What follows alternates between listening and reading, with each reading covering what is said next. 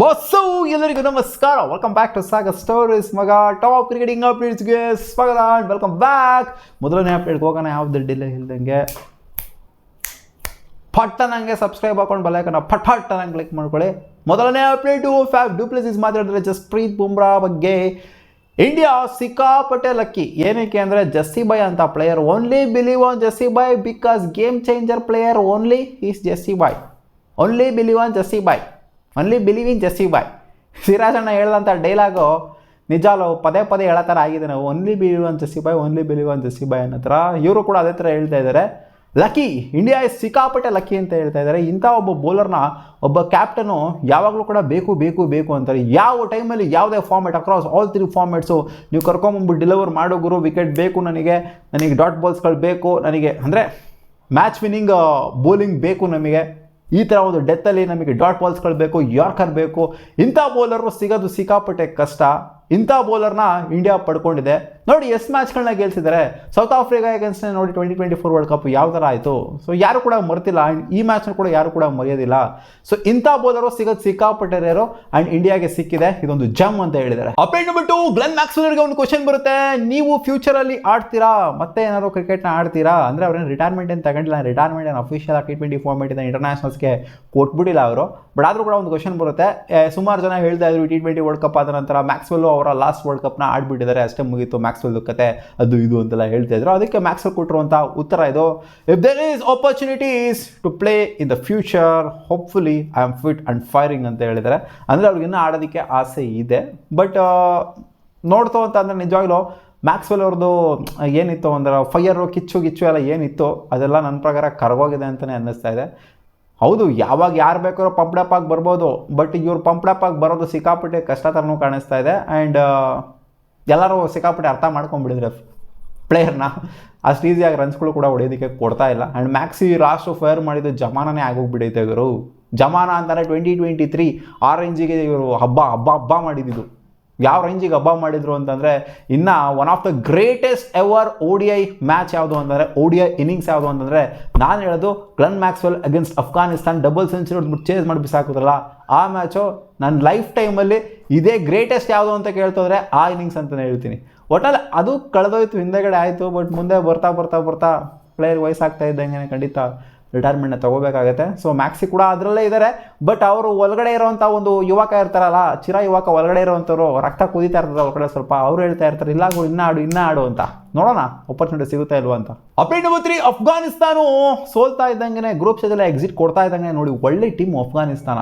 ನೋಡಿ ಕ್ಲೋಸ್ ಮ್ಯಾಚ್ಗಳು ಸೋತಿರುವಂಥದ್ದು.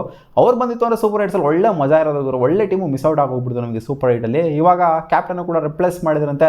ಇಬ್ರಾಹಿಂ ಜಿದ್ರಾನ್ ಅವ್ರನ್ನ ಕ್ಯಾಪ್ಟನ್ ಆಗಿ ನೇಮಕ ಮಾಡಿದ್ರಂತೆ. ಹೆಂಗ್ ಕ್ಯಾಪ್ಟನ್ ಆಗಿದ್ದಂಥ ರಶೀದ್ ಖಾನ್ನ ಕಿತ್ತಾಕಿದ್ದಾರೆ ಕ್ಯಾಪ್ಟನ್ಸಿಯಿಂದ ಅಂತ ಅಪ್ಡೇಟು ಬರ್ತಾ ಇದೆ.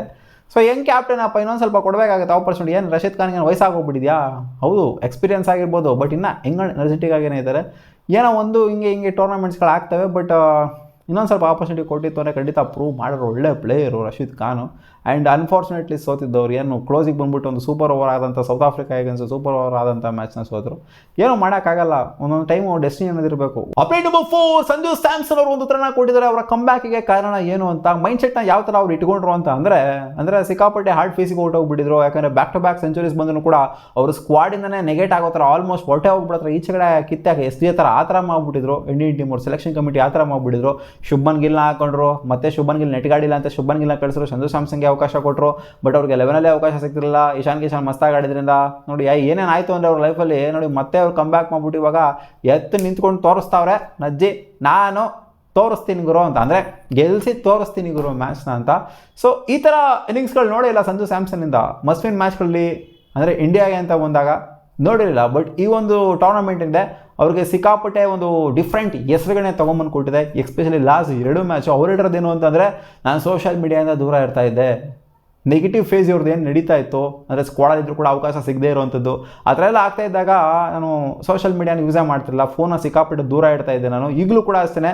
ನಾನು ಏನಾದ್ರು ಒಂದು ಇನ್ಸ್ಟಾಗ್ರಾಮ್ ಪೋಸ್ಟ್ ಹಾಕಬೇಕು ಅಂದರೆ ಮಾತ್ರ ಪೋಸ್ಟ್ ಹಾಕ್ಬಿಟ್ಟು ನನ್ನ ಸ್ಕ್ರೋಲ್ ಮಾಡೋಕ್ಕೆ ಹೋಗಲ್ಲ, ಏನೂ ಮಾಡೋಕ್ಕೆ ಹೋಗೋದಿಲ್ಲ. ಅದು ಪಾಸಿಟಿವ್ ಆಗಿರಲಿ ನೆಗೆಟಿವ್ ಆಗಿರಲಿ ಅದು ಸಿಕ್ಕಾಪಟ್ಟೆ ನನಗೆ ಎಫೆಕ್ಟ್ ಆಗೋದು. ಅದನ್ನು ನಾನು ಸ್ವಲ್ಪ ಕುಗ್ಗೋಗಿದೆ. ಇವಾಗ ನಾನು ಫೋನ್ ಎತ್ಬಿಟ್ಟು ಸೈಡಿಗೆ ಎಸ್ಬಿಡ್ತೀನಿ, ಪೋಸ್ಟ್ ಹಾಕ್ತೀನ ಬಿಡ್ತೀನಿ ಅಷ್ಟೇ, ಸೈಡಿಗೆ ಎಸ್ಬಿಡ್ತೀನಿ. ಏನಾಗಿದೆ ಏನು ಕತೆ ಅಂತಲೂ ಕೂಡ ನೋಡೋಕೆ ಹೋಗೋದಿಲ್ಲ. ಸೊ ಇದು ನನಗೆ ಹೆಲ್ಪ್ ಮಾಡಿದೆ, ಫೋನ್ ಬಗ್ಗೆ ಕಾನ್ಸಂಟ್ರೇಷನ್ ನನಗೆ ಇಲ್ಲ ಅಂತ ಹೇಳಿದ್ದಾರೆ. ಅಪ್ಡೇಟ್ ನಂಬರ್ 5 ಇದೆ. ಸಂಜು ಸ್ಯಾಮ್ಸನ್ ಹೇಳಿದರೆ 100 ಹೊಡೆದಿಲ್ವಲ್ಲ ಗುರು, ಲಾಸ್ಟ್ 2 ಮ್ಯಾಚು ಹತ್ರ ಬಂದರೆ 89 ಒಂದು ಮ್ಯಾಚು, 97 ಒಂದು ಮ್ಯಾಚು, 100 ಹೊಡೆಯೋದಕ್ಕೆ ಆಗಿಲ್ವಲ್ಲ ಅಂತ ಕೇಳಿದಾಗ ಇದು T20 ಗುರು, ಟೆಸ್ಟ್ ಅಲ್ಲ, ODI ಅಲ್ಲ. T20 ಅಂತ ಬಂದಾಗ ಮ್ಯಾಚ್ನ ಗೆಲ್ಲೋದು ಇಂಪಾರ್ಟೆಂಟು, ಮ್ಯಾಚ್ನ ಗೆಲ್ಲುವಲ್ಲಿ ಏನು ಕಾಂಟ್ರಿಬ್ಯೂಟ್ ಮಾಡ್ತೀವಿ ಅನ್ನೋದು ಇಂಪಾರ್ಟೆಂಟು. ಏನು ಎಲ್ಲರೂ 100 ಹೊಡಿಯೋದಕ್ಕೆ ಆಗೋದಿಲ್ಲ. T20 ODI ಆದರೆ ಹೊಡಿಬೋದು, ಪ್ರತಿಯೊಂದು ಮ್ಯಾಚ್ ಕೂಡ 100 ಹೊಡಿಬೋದು ಅಂತ ಅನ್ಕೊಬೋದು. ಯಾಕಂದರೆ ಅಷ್ಟು ನಂಬರ್ ಆಫ್ ಡೆಲಿವರೀಸ್ ಇರ್ತವೆ, ಏನು ಬೇಕಾದ್ರೂ ಮಾಡ್ಬೋದು. 50 ಓವರ್ ಅಂತ ಅಂದಾಗ, 20 ಓವರ್ ಗೇಮ್ ಅಂತ ಅಂದಾಗ ಎಲ್ಲ ಮ್ಯಾಚು 100 ಬರುತ್ತೆ ಅನ್ನೋ ಎಕ್ಸ್ಪೆಕ್ಟೇಷನ್ ಇಟ್ಕೊಂಡು ಹೋಗಬಾರ್ದು. 100 ಹೊಡಿಯೋಂಥ ಇಂಟೆಂಟೇ ಇರಬಾರ್ದು. ಫಸ್ಟ್ ಆಫ್ ಆಲ್ ಮ್ಯಾಚ್ನ ಗೆಲ್ಸೋಂಥ ಇಂಟೆಂಟ್ ಇರಬೇಕು, ಆದಷ್ಟು ಅಗ್ರೆಸಿವ್ ಆಗಿ ಆಡೋವಂಥ ಇಂಟೆಂಟ್ ಇರಬೇಕು. ನಮ್ಗೆ 100 ಬರಬೇಕು, ನಮಗೆ 150 ಬರಬೇಕು, ನಮಗೆ 50 ಬರಬೇಕು ಅಂತ ಅನ್ಕೊಂಡು ಕೂತ್ಕೊಳ್ಳೋಂಥ ಸೀನೇ ಇಲ್ಲ T20ಲಿ. ನಾನು 100ಗೆ ನೋಡೋದೇ ಇಲ್ಲ ಅಂತ ಹೇಳಿದರೆ. Update number 6, Harry Brook opponent ಟೀಮ್ನ ಕ್ಯಾಪ್ಟನ್ನು ಸೆಮಿಫೈನಲ್ಸಲ್ಲಿ ಸೋತಾದ ನಂತರ ಜಸ್ಪ್ರೀತ್ ಬುಮ್ರಾ ಬಗ್ಗೆ ಮಾತಾಡಿದರೆ, once in a generation bowler ಗುರು ಇವರಂಥ ಬೌಲರ್ ಸಿಗೋದಿಲ್ಲ. ಕರೆಂಟ್ಲಿ ನೋಡ್ತಾ ಅಂದರೆ ಇವ್ರ ಥರ ಬೌಲರ್ ಇಲ್ಲವೇ ಇಲ್ಲ. ಅಕ್ರಾಸ್ ಆಲ್ ಟೀಮ್ಸ್ ತೊಗೊಂಡು ನೋಡ್ತಾ ಅಂದರೆ ಇಲ್ಲವೇ ಇಲ್ಲ. ನೋಡಿ, ಸೆಮಿಫೈನಲಲ್ಲಿ ಟಕ್ಕರ್ ಕೊಟ್ಟಂಥ ಟೀಮು ಇಂಗ್ಲೆಂಡ್ ನಮಗೆ ಬುಡುಕ್ ಬಂದ್ಬಿಟ್ಟು ನಿಂತ್ಕೊಂಡಿದ್ರು. ಅಂಥ ಟೀಮ್ನ ಕ್ಯಾಪ್ಟನ್ ಹೇಳ್ತಾ ಇದ್ದಾರೆ ಇಂಥ ಬೌಲರ್ ಇಲ್ಲ ಗುರು ಅಂತ. ಇಂಥ ಬೌಲರ್ನ ಹುಡುಕ್ತಾ ಇರ್ತೀವಿ ಕ್ಯಾಪ್ಟನ್ ಆದವರು, ಇಂಥ ಬೌಲರ್ ಬೇಕೇ ಬೇಕು ನಮಗೆ ಅಂತ ಕೂಡ ಹೇಳಿದರೆ. ಆ್ಯಂಡ್ ಅವರು ಒಪ್ಕೊಂಡಿದ್ದಾರೆ, ನಾನು ಕ್ಯಾಚ್ನ ಬಿಟ್ಟಿದ್ದರಿಂದ ಮ್ಯಾಚು ಉಣ್ಕೊಂಡು ಹೋಯ್ತು ಅಂತ. ನಾನೇ ಬ್ಲೇಮ್ನ ತೊಗೊತೀನಿ, ನನ್ನಿಂದನೇ ಸೋತರು ಮ್ಯಾಚ್ನ. ಇಂಡಿಯಾ ಗೆಲ್ಲೋದಕ್ಕೆ ನಾನು ಕೂಡ ಸ್ವಲ್ಪ ಹೆಲ್ಪ್ ಮಾಡಿದೆ ಅನ್ನೋದನ್ನು ಕೂಡ ಹೇಳಿದರೆ. ಅವರೇನು ಹೆಲ್ಪ್ ಮಾಡಿದ್ರು ಅಂತ ಅಲ್ಲ, ಒಟ್ಟಲ್ಲಿ ಇಂಗ್ಲೆಂಡ್ನ ಸೋಲಿಗೆ ಅವರೇ ಡೈರೆಕ್ಟಾಗಿ ಕಾರಣ ಆದರು. ಅದವರು ಹಾನೆಸ್ಟಾಗಿ ಒಪ್ಕೊಂಡಿದ್ರಲ್ಲ. ಇಲ್ಲ ಗುರು, ನಮ್ಮ ಬೇರೆ ವಿಚಾರದ ಬಗ್ಗೆ ಮಾತಾಡಿಕೊಂಡು ಡೈವರ್ಟ್ ಮಾಡಿತ್ತು ಅಂತಂದರೆ ಅದೊಂಥರ ಯಾವನ್ ಗುರು ಅಂತ ಅನ್ಸೋದು. ಬಟ್ ಯಾವುದೇ ಡೈವರ್ಟ್ ಇಲ್ಲ, ಸ್ಟ್ರೈಟ್ ಅವೇ ಹೇಳಿದರೆ ನಾನು ಕ್ಯಾಚ್ ಬಿಟ್ಟಿದ್ರಿಂದನೇ ಮ್ಯಾಚ್ನ ಸೋತಿರೋದು ನಾವು ಅಂತ. ಅಪ್ಡೇಟ್ ನಂಬರ್ 7, ವೆಸ್ಟ್ ಇಂಡೀಸ್ ಅವರು ಜಿಂಬಾಬ್ವೆ ಅವರು ಎಲ್ಲ ಸ್ಟಕ್ ಆಗಿದ್ದು ಗೊತ್ತಿರೋ ವಿಚಾರನೇ. ಇವಾಗ ಕ್ಲಾರಿಟಿ ಸಿಕ್ಕಿದೆ. ಪಾಪ ಗುರು ಡ್ಯಾರನ್ ಸ್ಯಾಮಿ ಅವರು ಒಂಥರ ಎಕ್ಸೆಲ್ ಪೋಸ್ಟ್ ಮೇಲೆ ಪೋಸ್ಟು ನನ್ನ ಮಕ್ಕಳ ಯಾವನಾದರೂ ಹೇಳ್ರೋ, ಕರ್ಸ್ಬಿಟ್ಟು ಗೂಟ ಇಡ್ತಾ ಇದ್ರಿ ಅಲ್ರೋ, ನಮಗೆ ಏನಾದ್ರು ಸ್ವಲ್ಪ ಕ್ಲಾರಿಟಿ ಕೊಡ್ರೋ ಅಂತ ಟ್ವೀಟ್ ಮೇಲೆ ಟ್ವೀಟು ನಾನು ಸ್ಟಕ್ ಆಗಿಬಿಟ್ಟಿದ್ದೀನಿ ಇಲ್ಲಿ, ನಾನು ಹೋಗಬೇಕು, ಮನೆಗೆ ಹೋಗಬೇಕು, ಸ್ವಲ್ಪ ಹೆಲ್ಪ್ ಮಾಡ್ರು ಅಂತ ಟ್ವೀಟ್ ಮೇಲೆ ಟ್ವೀಟು ಹೊಡಿತಾ ಇದ್ದಂಗೆ ಅವ್ರಿಗೆ ಸ್ವಲ್ಪ ಯಾರೋ clarity ಕೊಟ್ಟಿರೋದಂತೆ.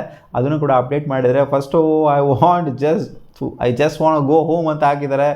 At least any update tell us something today, tomorrow, next week. ಯಾವತ್ತು ಕಳಿಸ್ತೀರಾ ಹೇಳ್ರೋ, ಇವತ್ತು ಕಳಿಸ್ತೀರಾ, ನಾಳೆ ಕಳಿಸ್ತೀರಾ, ನಾಡ್ದು ಕಳಿಸ್ತೀರಾ, ಅಥವಾ ಒಂದು ತಿಂಗಳು ಬಿಟ್ಟು ಕಳಿಸ್ತೀರಾ, ಹೇಳ್ರೋ ನಮಗೆ ಅಂತ ಕೇಳ್ತಾ ಇದ್ದಂಗೆ ಒಂದು ಕಡೆಯಿಂದ ರೆಸ್ಪಾನ್ಸ್ ಬಂದಿದೆ. ಆ್ಯಂಡ್ ಕ್ಲಾರಿಟಿ ಸಿಕ್ಕಿದೆ ಯಾವಾಗ ಹೋಗಬೇಕು ಅಂತ ಅವರು. ಅದೇ ಗುರು ನಡೀತಾ ಇರೋಂಥ ವಾರಿಗೆ ಸ್ವಲ್ಪ ಫ್ಲೈಟ್ಗಳದ್ದು ಕಂಜೆಷನ್ ಆಗಿದೆ, ಅಂದರೆ ಅಡ್ಜಸ್ಟ್ ಆಗ್ತಾಯಿಲ್ಲ ಫ್ಲೈಟ್ಗಳು, ಅದರದ್ದೇ ಸ್ವಲ್ಪ ಪ್ರಾಬ್ಲಮ್ ಆಗಿದೆ. ಯಾಕಂದರೆ ಅವರು ಅಲ್ಲಿಗೆ ಹೋಗಬೇಕಾಗಿರೋದ್ರಿಂದ. ಅಪ್ಡೇಟ್ ನಂಬರ್ 8, ನೆನ್ನೆ ಮ್ಯಾಚ್ನ ನೋಡಿದ್ದೀರಾ ಅಂತಂದರೆ ಖಂಡಿತ ರೋಹಿತ್ ಶರ್ಮಾ ಅವ್ರನ್ನ ನೋಡಿರ್ತೀರಾ. ರೋಹಿತ್ ಶರ್ಮಾ ಬ್ರ್ಯಾಂಡನ್ ಮ್ಯಾಕಲಮ್ ಅವ್ರನ್ನ ಮೀಟ್ ಮಾಡಿದ್ರು. ಇನ್ಫ್ಯಾಕ್ಟ್ ಧೋನಿ ಅವ್ರ ಪಕ್ಕದಲ್ಲೇ ಸುಮಾರು ಹೊತ್ತು ನಿಂತ್ಕೊಂಡು ಮಾತಾಡ್ತಿದ್ರು ರೋಹಿತ್ ಶರ್ಮಾ ಅವರು. ಬ್ರ್ಯಾಂಡನ್ ಮ್ಯಾಕಲಮ್ ಅವ್ರನ್ನ ಮೀಟ್ ಮಾಡಿದಂಥ ರೋಹಿತ್ ಶರ್ಮಾಗೆ ಬ್ರ್ಯಾಂಡನ್ ಮ್ಯಾಕಲಮ್ ಕೇಳಿದ್ದು ಒಂದೇ, one of a fittest cricketer Brendon McCullum. ಒಂಥರ ಅವ್ರ ರೇಂಜಿಗೆ ಫಿಟ್ನೆಸ್, ಅವ್ರ ಲೆವೆಲಿಗೆ ಫಿಟ್ನೆಸ್ ಸ್ಟ್ಯಾಂಡರ್ಡ್ಸ್ನ ಅವಾಗಿನ ಕಾಲದ ಕ್ರಿಕೆಟರ್ಸ್ಗಳು ಒಂಥರ ನೋಡಿ, ವಿರಾಟ್ ಕೊಹ್ಲಿ ಅವ್ರಿಗಾಗಿರಲಿ ಒಂಥರ ಇನ್ಸ್ಪಿರೇಷನ್ ಅವರೆಲ್ಲ ಹಂಗೆ ನೋಡೋಕೆ ಹೋಯ್ತು ಅಂದರೆ. ಯಾಕಂದರೆ ಬ್ರೆಂಡನ್ ಮ್ಯಾಕಲಮ್ ಯಾವ ರೇಂಜಿಗೆ ಫಿಟ್ನೆಸ್ನ ಮೇಂಟೈನ್ ಮಾಡಿದ್ರು ಆ ರೇಂಜಿಗೆ ಸ್ಟ್ಯಾಂಡರ್ಡ್ಸ್ ಆ ರೇಂಜಿಗೆ ಇರ್ತಿತ್ತು ಅವ್ರದ್ದು. ಸೊ ಅವ್ರು ಕೇಳಿರೋದೇನು ಅಂತಂದರೆ, ರೋಹಿತ್ ಶರ್ಮಾ ನೋಡಿದ ತಕ್ಷಣ ಎಲ್ಲಪ್ಪ ಅರ್ಧ ಇಲ್ವಲ್ಲ ನೀನು ರೋಹಿತ್ ಶರ್ಮಾ, ಏನೆಲ್ಲ ಕರ್ಗೋಗ್ಬಿಟ್ಟೈತೆ ನಿಂದು ಅಂತ ಕೇಳಿದ್ರು. ಎಲ್ಲಿಟ್ಟು ಬಂದಿದ್ಯಾ ಗುರು ನಿಂದೆಲ್ಲ ಅಂತ ಕೇಳಿದಾಗ, ಇಲ್ಲ ಅದೆಲ್ಲ ಹೋಯ್ತು ಅಂತ ಹೇಳಿದ್ದಾರೆ ರೋಹಿತ್ ಶರ್ಮಾ ಅವರು. ಅಂದರೆ ಕರಗಿದ್ದಾರೆ ಗುರು ರೋಹಿತ್ ಶರ್ಮಾ, ಆಲ್ಮೋಸ್ಟ್ ಒಂದು 1% ಅಂದರೂ ಖಂಡಿತ ಕರಗಿದ್ದಾರೆ. ಅಂದರೆ 2024 ವರ್ಲ್ಡ್ ಕಪ್ಪಲ್ಲಿ ಯಾವ ಥರ ಇದ್ರು ಅವರು, ದುಪ್ಪಗಿದ್ರು, ಗುಂಡಿಗಿದ್ರಲ್ಲ. ಸೊ ಇವಾಗ ಆ ಥರ ರೋಹಿತ್ ಶರ್ಮಾ ಕಾಣಿಸ್ತಿಲ್ಲ. ಹಂಗೆ ನೋಡೋಕೆ ಹೋಯ್ತು ಅಂದರೆ ಇವಾಗ ಆ ಥರ ಇರಬೇಕಾಗಿತ್ತು ರೋಹಿತ್ ಶರ್ಮಾ. ಇವಾಗ ನೋಡಿ T20ಇಂದ ರಿಟೈರ್ಮೆಂಟ್ನ ತೊಗೊತಾ ಇದ್ದಂಗೆ, ಟೆಸ್ಟಿಂದ ರಿಟೈರ್ಮೆಂಟ್ನ ತೊಗೊತಿದ್ದಂಗೆ ಫಿಟ್ ಆಗಿ ಹೋಗ್ಬಿಟ್ಟಿದ್ದಾರೆ. ಇದಿಷ್ಟು ಆಗಿರೋ ಕ್ರಿಕೆಟಿಂಗ್ ಅಪ್ಡೇಟ್ಸ್. ನಿಮ್ಗೆ ವಿಡಿಯೋ ಇಷ್ಟ ಆಗಿತ್ತು ಅಂತಂದರೆ ಒಂದೇ ಲೈಕ್ ಮಾಡಿ, ನಮ್ಮ ಯೂಟ್ಯೂಬ್ ಚಾನಲ್ ಸಬ್ಸ್ಕ್ರೈಬ್ ಆಗಿಲ್ಲ ಅಂದರೆ ಸಬ್ಸ್ಕ್ರೈಬ್ ಕೂಡ ಆಗ್ಬೋದು ಮಗ.